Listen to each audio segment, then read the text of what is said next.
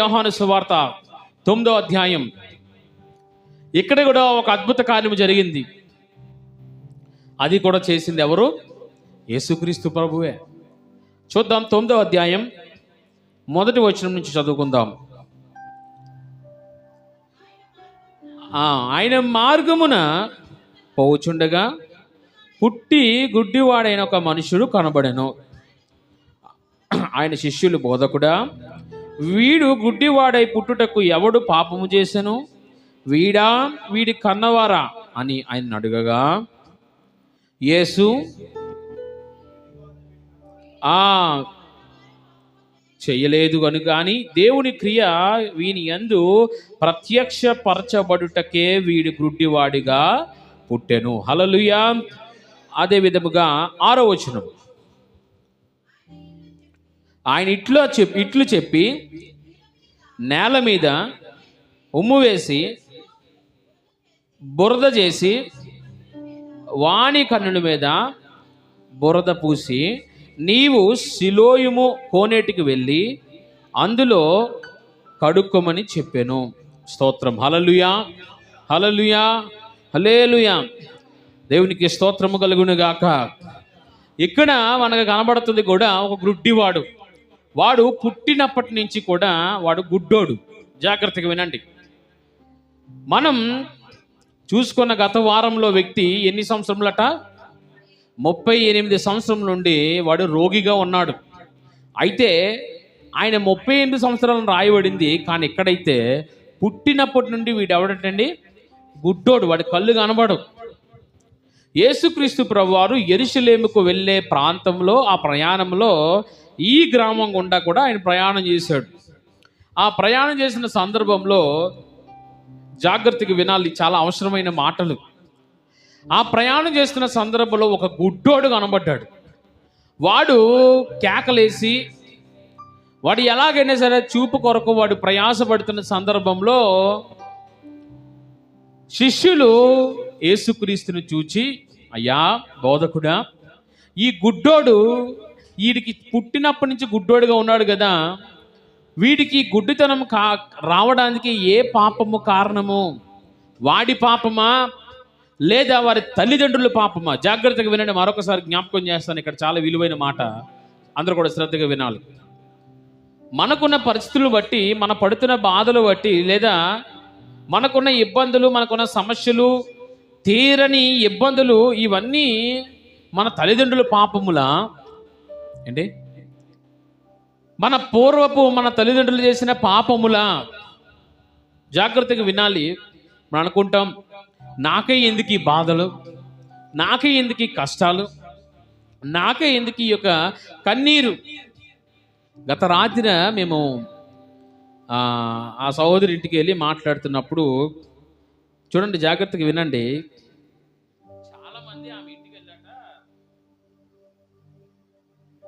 చాలామంది ఆమె ఇంటికి వెళ్ళి అంటున్నారట, మీ దేవుడు నీకు ఏం చేశాడు, ఎందుకు నువ్వు మందిరానికి వెళ్తున్నావు, రోజు చర్చికి వెళ్తున్నావు ప్రతి ఆదివారం, మీ దేవుడు నీకు ఏం చేశాడు అని ఆమెను అడుగుతున్నప్పుడు ఆమె మంచి మాట చెప్పిందట. అమ్మ, మా దేవుడు నాకు ఎన్నో చేశాడు, ఈరోజు నేను ఇలా బ్రతికున్నానంటే ఆయన కృపే కారణం.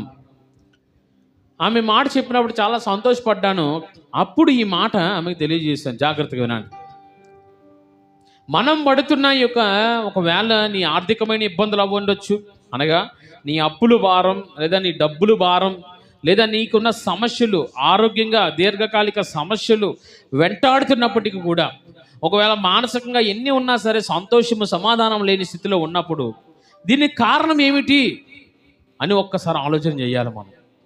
చాలామంది ఏం చేస్తారు, ఇలాంటి ఆలోచనలు ఉండవు. ఎందుకు నాకు ఈ బాధలు, పాస్టర్ గారు ప్రార్థన చేయండి కష్టాలన్నీ తీరిపోయేలాగిన చేస్తాను, చేయడం అంటం లేదు. కానీ ఇవి ఎందుకు వచ్చాయి, అవి నీలో గ్రహింపు రావాలి. అర్థమవుతుందా? చాలామంది అనుకుంటారు, నా కష్టాలు బాధలు లేకపోతే ఎంతో మేలు కదా, ఎంతో బాగుంటుంది కదా, నేను కూడా దేవుని ఆరాధన చేయగలను, మందిరానికి వెళ్ళగలను, చాలా సంతోషంగా ఉండగలను, నాకే ఎందుకు ఈ బాధలు రావాలి, ఏంటి నాకే ఎందుకు ఈ కష్టాలు రావాలి? కానీ జాగ్రత్తగా వినండి, ఇది ఏ పాపమో కాదు. చాలామంది అంటారు, ఏ పాపం చేసుకున్నాడు వీడికి ఈ జన్మలో ఎలాగైంది, ఏంటి అంతనా? ఏమంటారు? ఏ పాపమో చేసుకుందో ఈ తల్లి ఇలాగ ఇబ్బందులు పడుతుంది. జాగ్రత్త, ఏ పాపమో ఏమీ కాదు. నీకున్న పరిస్థితులను బట్టి ఒకటి జ్ఞాపకం చేసుకో, ఇది దేవుని మహిమ కొరకై నీకు వచ్చిందని జ్ఞాపకం చేసుకో. హల్లెలూయా, హల్లెలూయా. రాజైన హిజ్కియాకి ఒక మరణకరమైన వ్యాధి ఒకటి పుట్టినది.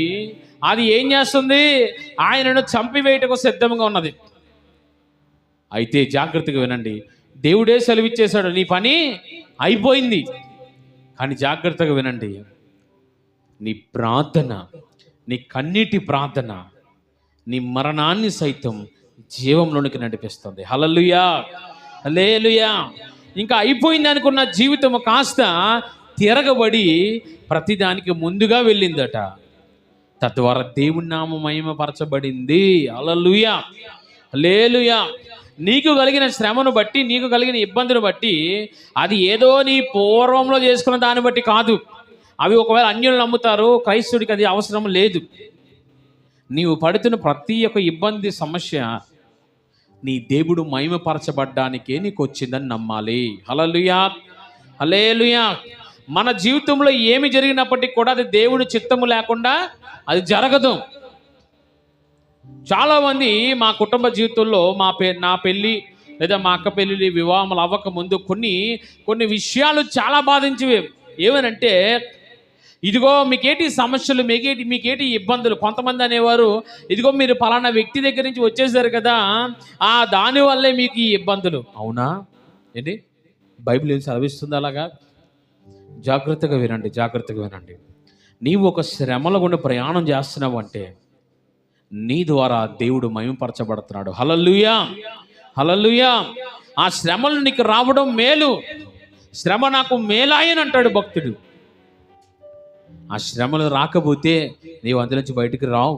ఆ శ్రమ వాడికి రాకపోతే కేకలు వేయడు. ఆ శ్రమ వాడికి రాకపోతే ఆడు దేవుని వెంబడించడు.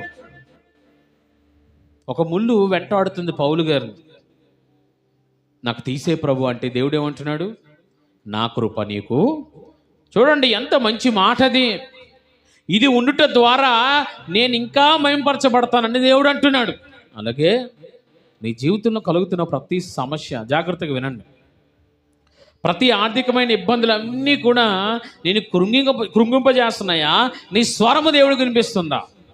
ఒకవేళ కృంగిపోతున్నావంటే అది సాతానుడు పెట్టినదే. లేదు, నేను నా శ్రమలో నా దేవునికి మొర పెడుతున్నాను. ఆసాపు అంటాడు, జాగ్రత్తగా వినండి, నేను ఎలుగెత్తి మొర పెడుతున్నాను. ఎలాగండి? ఎలుగెత్తి మొర పెడుతున్నాడట.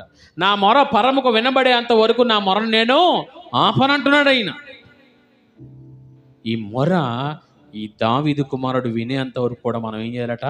మనం మొరడుతూనే ఉండాలి. సరే, వాక్యంలోనికి వద్దాం. మరి ఇప్పుడు దాకా ఏం చెప్పారండి అని అంటే ఇంట్రడక్షన్ అంతే. హల్లెలూయా, హల్లెలూయా. ఇక్కడ ఈ యొక్క గుడ్డివాడిని బట్టి శిష్యులు అడుగుతున్న మాట, ప్రభువా, ఈ వ్యక్తికి వచ్చిన గుడ్డితనం తన చేసుకున్న పాపమా లేదా తన తల్లిదండ్రుల పాపమా అంటే యేసుక్రీస్తు ప్రభువారు ఏమన్నారు? ఈ గుడ్డితనము నా తండ్రి మహిమపరచబడ్డానికే వచ్చింది, నా దేవుడు మహిమపరచబడ్డానికే వచ్చింది తప్ప మరేమీయూ కాదు. నీ జీవితంలో దేవుడు కొన్ని సమస్యలు అనుమతిస్తున్నాడంటే అది ఆయన మహిమ కొరకే, ఆయన మహిమ పొందడానికే తప్ప. నిజంగా మనం ఎంత ధన్యులం ఒక విషయంగా చెప్పాలంటే, దేవుడు మన జీవితంలోకి శ్రమలు అనుమతిస్తున్నాడంటే నీవు ఆయనకి చాలా ఇష్టడు. యోబు, దేవుడు ఎందుకు యోబుని అంతగా నేటికి కూడా ఏ సమస్య అయినా సరే ప్రభువా యోబు మనం జ్ఞాపకం చేసుకుంటామే. కారణం, యోబుకు సమస్యలు రావడం కారణం ఎవరు చెప్పాలి? యోబు జీవితంలో సమస్యలు వచ్చాయంటే కారణం ఎవరు? ఎవరండి? ఎవరు? సాతానుగడు కాదు. జాగ్రత్త, ప్రతిదీ సాతానుగడి మీద తోసేయడానికి కాదు. ఎవరు అనుమతిస్తే శ్రమలు వచ్చినాయి? దేవుడు అనుమతిస్తేనే. అప్పుడు సాతానుగడు ఏం చేశాడట? వాడు ఆ అనుమతిని పొందుకొని యోబు జీవితంలోకి ఎంటర్ అయ్యాడు. జాగ్రత్తగా వినండి, ఆ యొక్క సమస్యలు వచ్చి కృంగిపోలేదు, కానీ ఆయన ఏం చేశాడట? మరెక్కువగా దేవుడు స్తుతించాడు. కాబట్టి ఉన్నదానికన్నా మరంత దేవుడు ఆశీర్వదించాడు. హల్లెలూయా, హల్లెలూయా. ఈరోజు శ్రమ తట్టుకోలేకపోతే, అందుకనే శ్రమ దినమని కృంగిపోతే ఇంక నేనేం బతికినట్టు, ఇంక నేనేం ఆరాధన చేసినట్టు, ఇంక నేను దేవుని మందిరకు వెళ్ళినట్టు. శ్రమ దినమని కృంగిన వాడివైతే నువ్వు చేతకాడు అయిపోతావని, చేతకాని వాడిగా ఉంటావని లేఖనం సెలవిస్తుంది. శ్రమ దినమందు నువ్వు ఎలుగెత్తి దేవుడిని ఏం చేయాలట? మొరపెట్టాలి. హల్లెలూయా, హల్లెలూయా. బాగుంది అంతా కూడా. దేవుడు వెంటనే వాడిని చూసి ఆ నేల మీద ఉమ్ము వేసి, ఆ నేల మంటిలో ఆ ఉమ్మితో తడి చేసి ఆ బురదను కంటికి రాశాడు. జాగ్రత్తగా వినండి, జాగ్రత్తగా వినండి, వినండి, వినండి.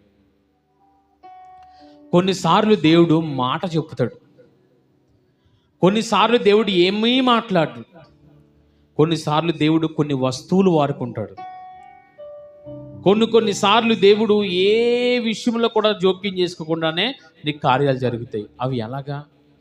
ఏంటి? ఉస్మనంటే మొత్తం సమస్యలన్నీ పోవాలి కదా. ఏంటి? మన జీవితంలో ప్రార్థన చేస్తున్నాడు దేవుడు, సమస్యలన్నీ తీసేయాలి కదా. జాగ్రత్త, చాలా జాగ్రత్తగా వినండి. మనము అనుకుంటే అయిపోదు, అది ఆయన యొక్క ప్రణాళిక, ఆయన చిత్తము. ఎలా కావాలంటే అలాగ దేవుడు నిన్ను వాడుకుంటాడు. హల్లెలూయా. ఒకవేళ నిన్ను కష్టపెట్టాలని అంటే కష్టపెడతాడు ఆయన. అలాగే నేను కష్టపెట్టిన నిన్ను వదిలేస్తాడంటే ఆయన వదలడు. మరెక్కువగా మరెక్కువగా మరెక్కువగా దేవుడు నిన్ను ఇంకా ఇంకా ఇంకా ఆశ్చర్యకరమైన విలువలోనికి నడిపిస్తాడు. హల్లెలూయా, హల్లెలూయా. ఇక్కడ ఉమ్ము వేసి ఆ యొక్క వ్యక్తికి రాశాడు. మరి ఆ 38 సంవత్సరాలు ఉన్నవాడికి ఏం చేశాడు దేవుడు?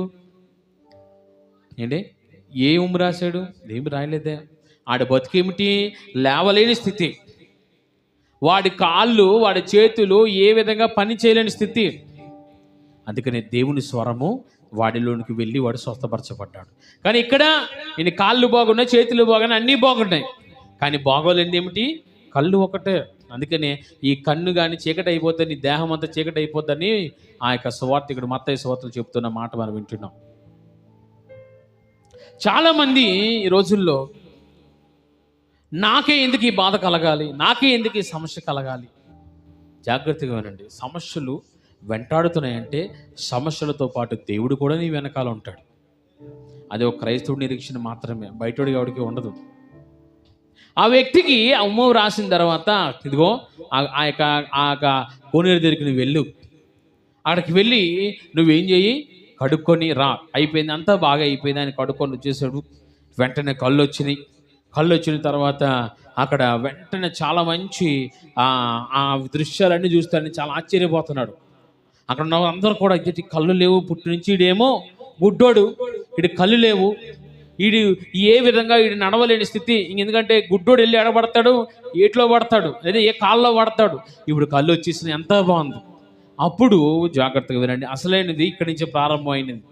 ఆ గుడ్డోడు నడుచుకొని వెళ్తున్నప్పుడు అక్కడ కొంతమంది ఈడు అడుక్కుంటున్న సమయంలో వారి స్నేహితులు కొంతమంది ఉన్నారు. అరే నువ్వేనా గుడ్డోడు అంటే? అవును నేనేరా నాయనా, నేనే అంటే కొంతమంది అంటారు.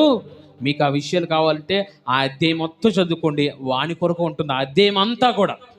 చాలా స్పష్టంగా ఆడు క్రీస్తుని ఏ విధంగా కలుసుకున్నాడు, ఏ విధంగా అద్భుతం జరిగింది, ఏ విధంగా ముందుకు వెళ్ళాడు, ఏ విధంగా శ్రమ పొందాడు, ఏ విధంగా యేసుక్రీస్తుని కలుసుకొని ఆ విశ్వాసం స్థిరపడ్డాడని ఆ అధ్యాయం అంతా ఉంటుంది. కనుక ఇంటికి వెళ్ళి మీరు చదువుకోండి, నేను క్లుప్తంగా చెప్తాను. అక్కడ ఆ గుడ్డోడికి అందరూ నా వైపు చూడండి, తర్వాత ఇంటికి వెళ్ళి మీరు చదువుకోండి.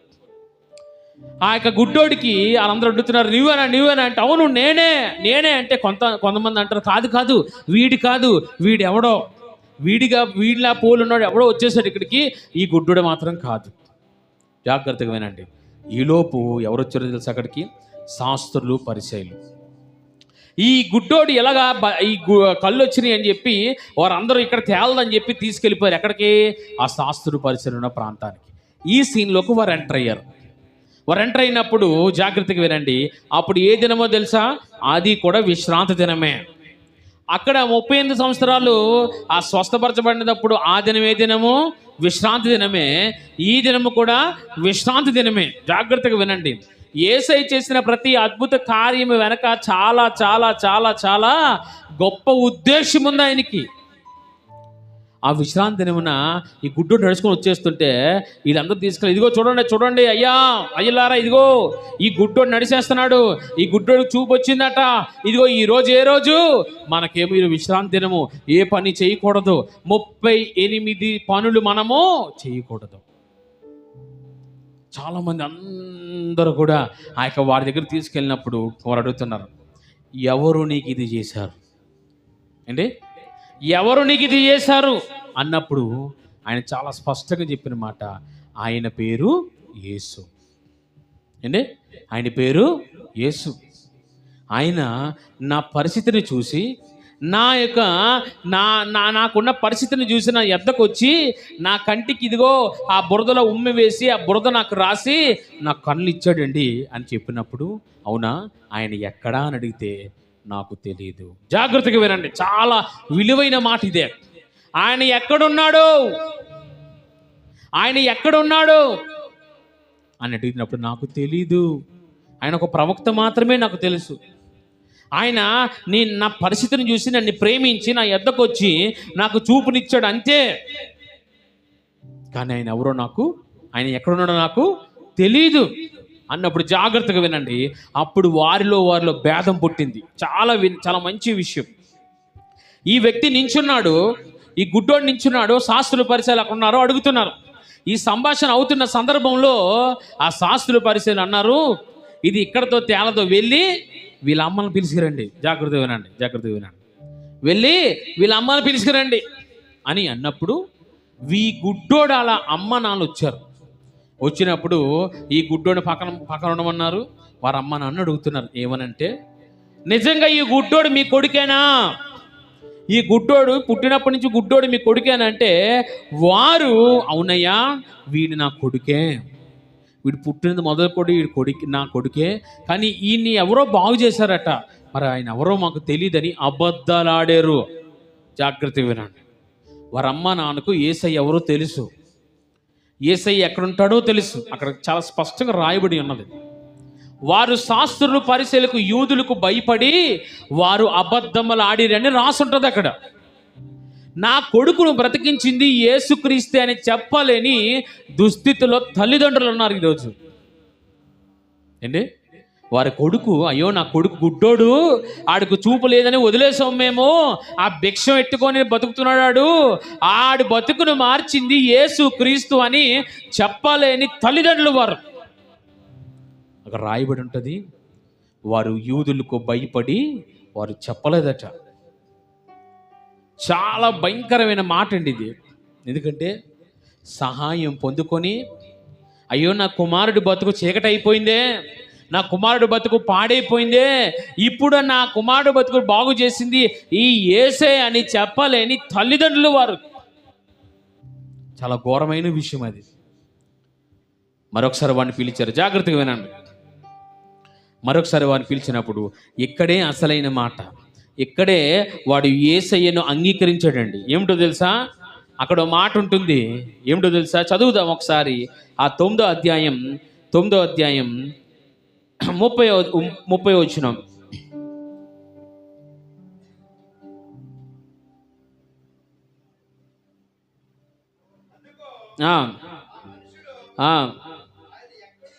27వ వచనం నుంచి చదువుదాం, మరి మంచిది. ఇందాక మీతో చెప్పి తిని కానీ ఆపండి. ఇందాక చెప్పి తిని అంటే ఎవరు చెప్పారు ఈ మాట? ఈ గుడ్డోడు వారితో చెప్పాడు. ఏమనంటే, ఇదిగో నన్ను స్వస్థపరిచింది పలానా వ్యక్తి. వారి తల్లిదండ్రులు పిలిచారు, వారు చెప్పలేదు. తిరిగి మరలా ఈయన్ని పిలిచారు. అసలు నిన్ను స్వస్థపరిచింది ఎవరు, ఆయన ఎక్కడున్నాడు అని అంటే అప్పుడు చెప్తున్న మాట, ఇందాక నేను మీతో చెప్పి తిని మీరు నమ్మలేదు. చదవండి, ఇప్పుడు చదవండి 27వ వచనం. ఇందాక మీతో చెప్పి తిని కానీ మీరు వినకపోతుంది. మీరెందుకు మరలా వినగోరుచున్నారు? మీరును ఆయన శిష్యులగుటకు కోరుచున్నారా? ఏమి అని వారితో నేను. హల్లెలూయా, హల్లెలూయా. బిగ్గరగా స్వరం తెరిచి చెప్దామా? హల్లెలూయా. ఎక్కడ ఆ 38 సంవత్సరాల వ్యక్తిని పెడతాం? ఈ గుడ్డోడిని పెడదాం. ఆ 38 సంవత్సరాలు ఏం చేశాడో తెలుసా? ఆ శాస్త్రులు పరిశీలకు యేసయ్య గురించిన వార్త చెప్పాడు. యేసయ్య ఇదిగో పలానా చోట ఉన్నాడని చెప్పాడు. వారు యేసయ్యని హింసించడం గల కారణమైపోయాడు. కానీ ఈ గుడ్డోడు ఏమంటున్నాడో తెలుసా? చాలా మంచి మాట.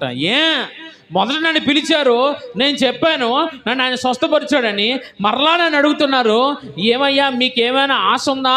యేసయ్యను వెంబడించాలన్న ఆశ మీలో ఏమైనా ఉందా అని శాస్త్రులు పరిశీలన అడుగుతున్నాడు. హల్లెలూయా, హల్లెలూయా.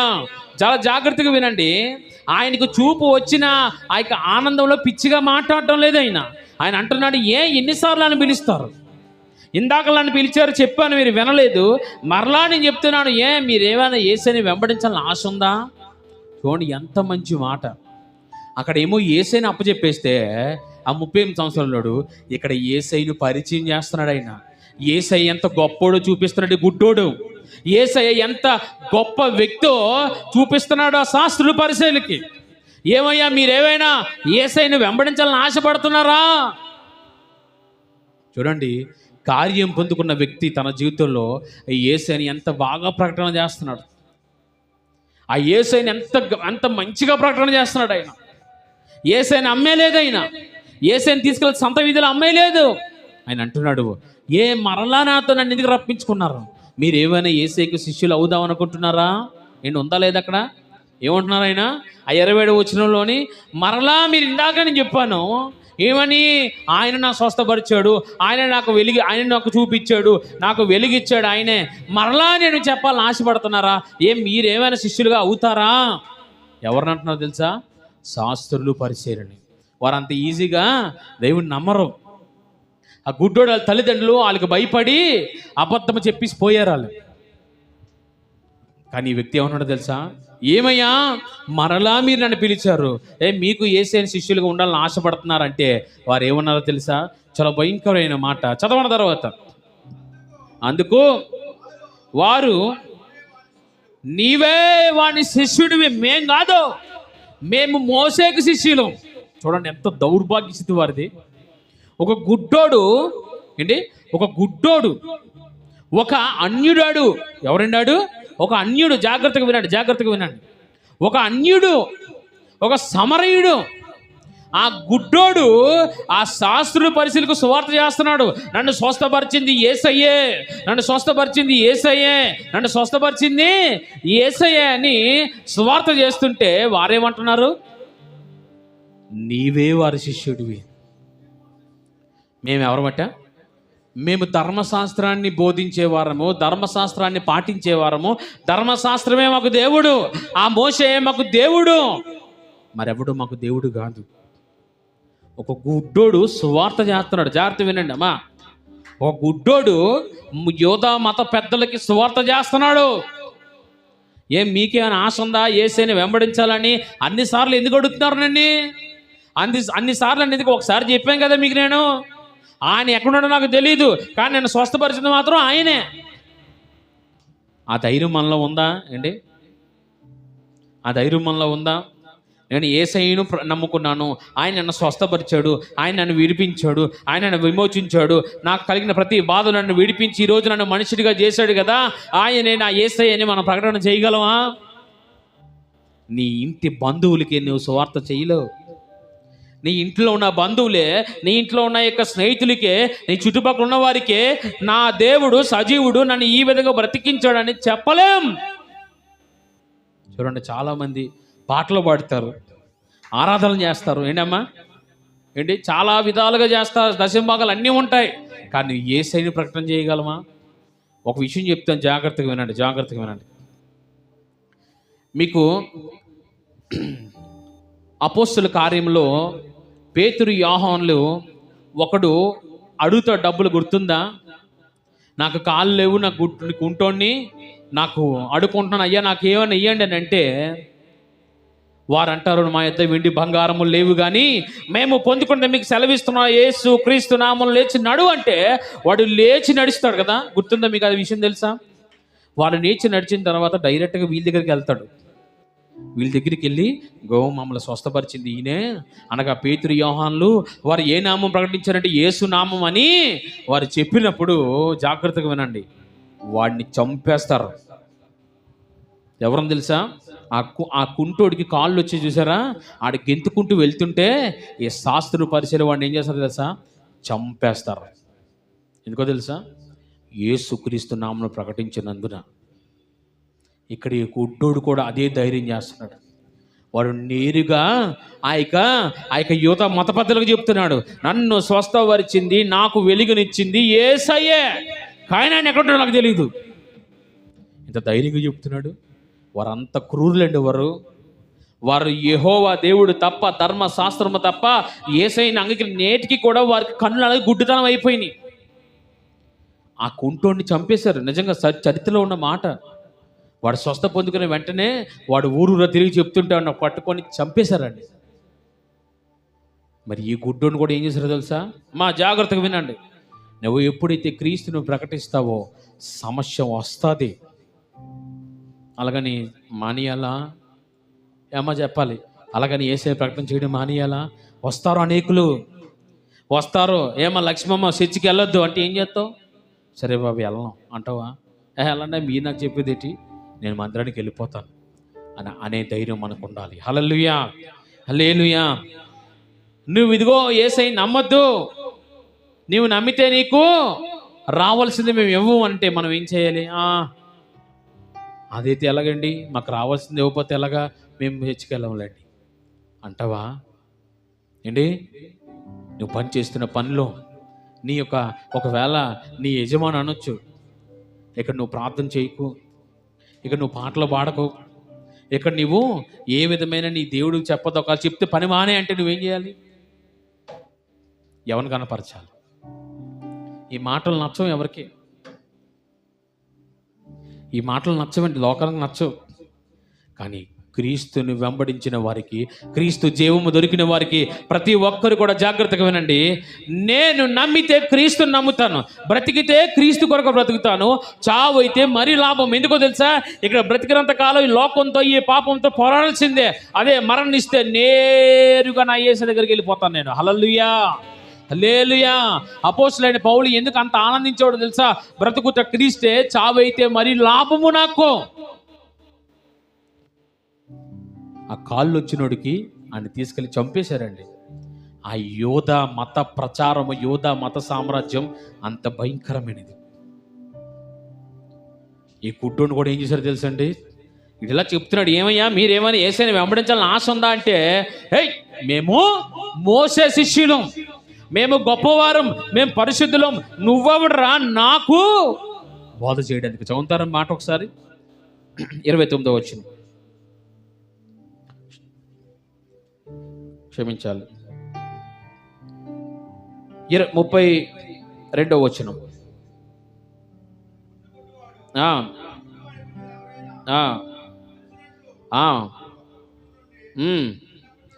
ఎవరైనా చూసారా? ఏంటి, ఎక్కడైనా చూసారా? ఎక్కడైనా విన్నారా? ఏమంటున్నారు? పుట్టినది మొదలు ఇప్పుడు దాకా కళ్ళు వచ్చిన ఎక్కడైనా విన్నారా మీరు? వినలేదు. ఆ పై వచనాలు ఒకసారి చూడండి.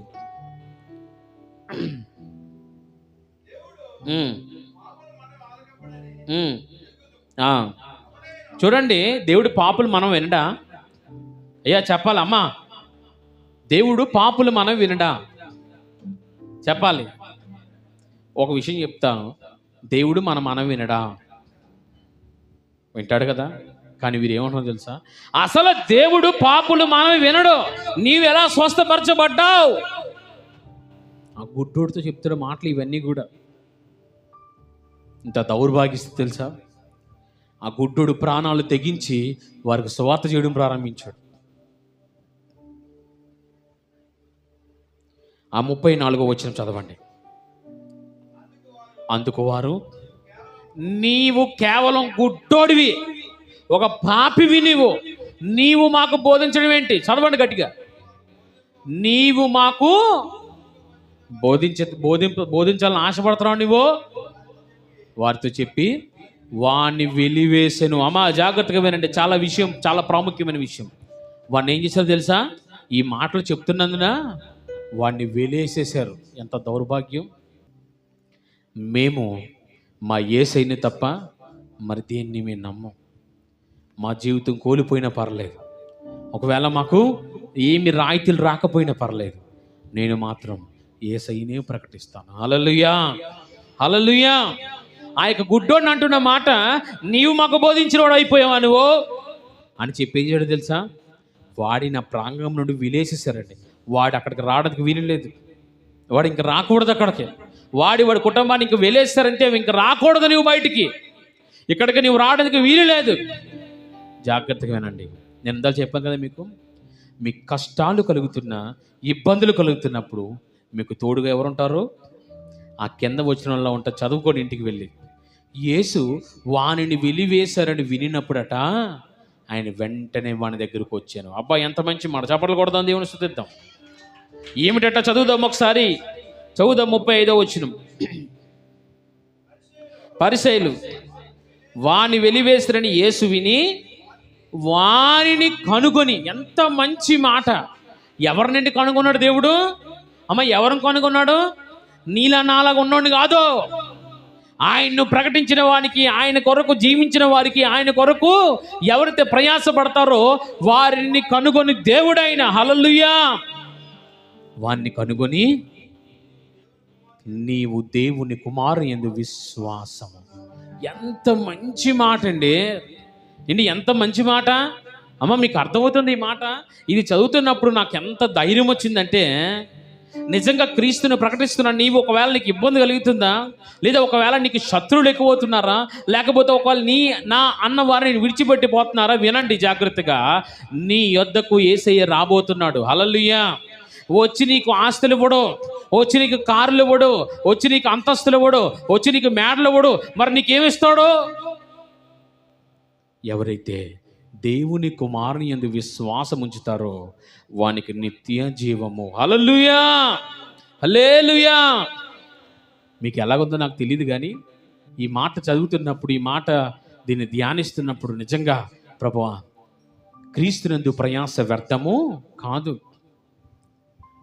ఇప్పుడు నీవు పడుతున్న ఒకవేళ ఇబ్బంది, ఒకవేళ నువ్వు పడుతున్న ఒక కష్టము నిన్ను కృంగింపజేస్తుందంటే అది నీవు తెచ్చుకున్నదే. నిజంగా క్రీస్తు కొరకు నువ్వు ప్రయాసపడినప్పుడు ఎన్ని ఇబ్బందులు పడతావు, ఎన్ని ఇబ్బందులు ఎదురవుతాయి నీకు, కానీ వాటన్నిటిని వెనకాతల దేవుడు తప్పకుండా ఉంటాడు. వాని కనుగొని దేవుని కుమారుని యందు విశ్వాసం ఉంచుతున్నావా అంటే ఆ గుడ్డోడు అంటాడు, ఎవరయ్యా ఆయన అంటే, ఇదిగో నీవు చూస్తున్న యేసును నేనే ఆ దేవుని కుమారుణ్ణి. చదవండి ఒకసారి మాట, ముగించుకుందాం. అందుకు వాడు, ప్రభువా, నేను ఆయనది విశ్వాసం ఉంచుటకు ఆయన ఎవడని నీతో అడగగా, యేసు, నీవు ఆయనను చూచుచున్నావు, నీతో మాట్లాడుచున్నవాడు ఆయనే అనేను. అంతటా వాడు, ప్రభువా, నేను విశ్వాసం ఉంచుచున్నానని చెప్పి ఆయన కొన్ని మొక్కెను. చప్పట్లు కొడుతూ దేవుని స్తుతిద్దామా? ఒకవేళ ఈ మాటలు నీకు అర్థం కాకపోవచ్చు, ఒకవేళ నీకు ఈ మాటలు ఎక్కకపోవచ్చు. ఎందుకో తెలుసా? ఎందుకనంటే దేవుడు నిన్ను దీవిస్తాడు, ఆశీర్వదిస్తాడు, నిన్ను అంత చేస్తాడు, ఇంత చేస్తాడంటే చాలా మంచిగా ఎక్కుతాయి. కానీ క్రీస్తు కొరకు జీవించాలి, క్రీస్తు కొరకు ప్రయాసపడాలి, క్రీస్తుని వెంబడించాలన్నమాట సాతానుడు ఎక్కడిని ఇవ్వడు. ఈ గుడ్డోడు జీవితం పోయినా పర్లేదు. ఇప్పుడు గుడ్డోడు కాదు, కన్నులు ఉన్నవాడు. ఒకప్పుడు గుడ్డోడు, ఇప్పుడు కన్నులు తెరిచి నేరుగా ఈ సేన చూస్తున్నాడండి. ఒక సమరయుడు జాగ్రత్తగా వినండి. అందరూ వదిలేశారు ఏంటి, అందరూ ఎవరు పట్టించుకోలేదండి.